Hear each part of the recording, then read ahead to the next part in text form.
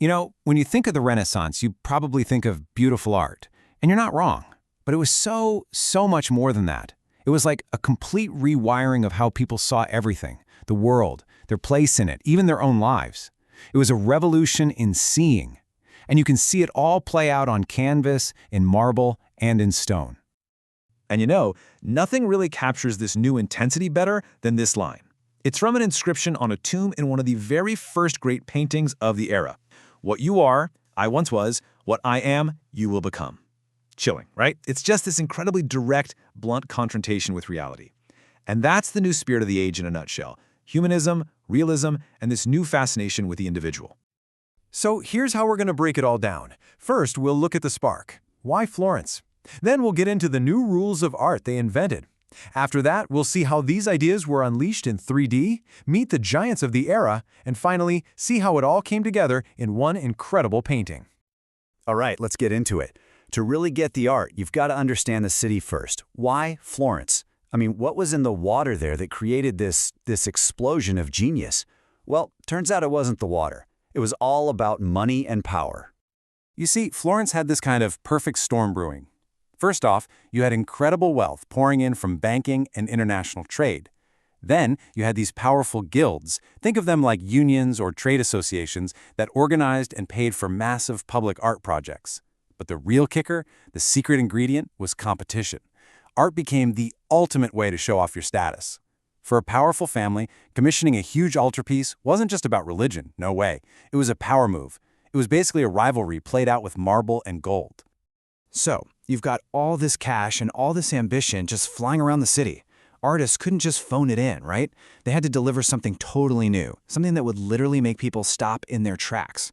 The old way of doing things, those flat symbolic figures from the Middle Ages, that just wasn't going to cut it anymore. They needed a whole new toolkit to create a brand new kind of reality on the wall. So that brings us to the big question, right? How did they pull it off? How did they suddenly start making paintings that looked so real you felt like you could just walk right into them? Well, it all boiled down to a few incredible breakthroughs. Okay, number one, and this is the big one, linear perspective.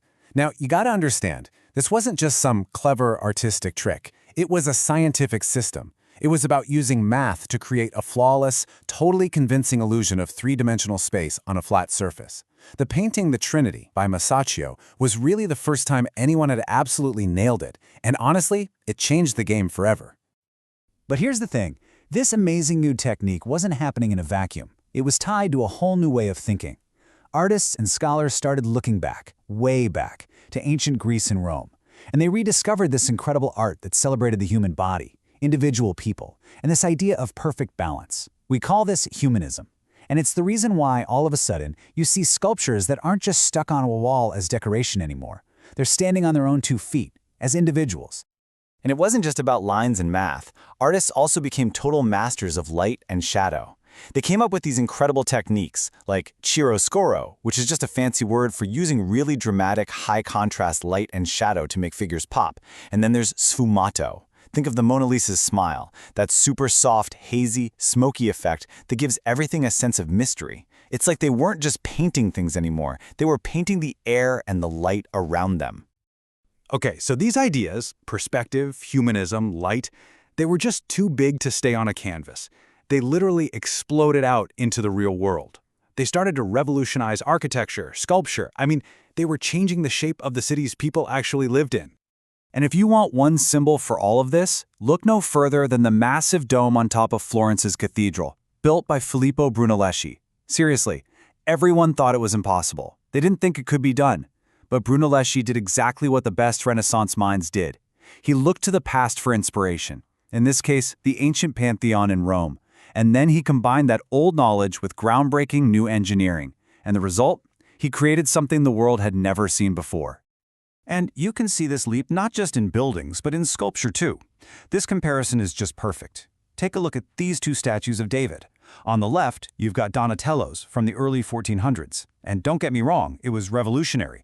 The first freestanding bronze statue made since ancient Roman times. But look at him. He's young, he's thoughtful, almost a little hesitant. Now, look at Michelangelo's David, from about a century later. It's a total transformation. He's a towering hero, brimming with confidence, totally idealized. It just goes to show you what a difference a century makes. So all this innovation, all this new energy, it sets the stage for what we call the High Renaissance. And this period is just completely dominated by three absolute titans, three undisputed giants of art.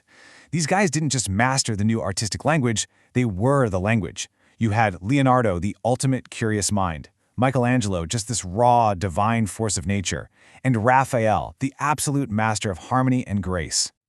And nobody, I mean nobody, embodied that restless Renaissance curiosity more than Leonardo da Vinci. To just call him a painter is, well, it's an insult.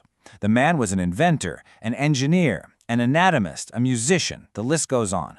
And his famous drawing, the Vitruvian Man, it's not just a cool sketch, it's basically the ultimate statement of what the Renaissance was all about, this obsession with human potential and the idea that we fit perfectly into a logical, understandable universe. So if Leonardo's genius was like this wide-ranging and investigative force, Michelangelo's was totally different. It was like a concentrated volcanic eruption of talent and ambition. And his patrons? Oh, just the popes, the most powerful men in the world. And they gave him a job that was, well, literally, of biblical proportions. I want you to just let this number sink in for a second. 4. That's the number of years Michelangelo spent mostly lying on his back on a scaffold painting the ceiling of the Sistine Chapel. We're talking 12,000 square feet that he painted by himself. The sheer physical and creative effort, it's almost impossible to wrap your head around. And what came out of all that backbreaking work?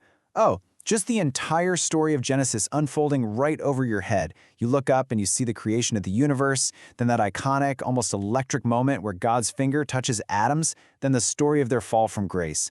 And then, years later, he came back to paint the terrifying Last Judgment on the wall behind the altar. It's not just a painting, it's an entire theological epic, told with what feels like superhuman energy. All right, that brings us to our third giant, Raphael.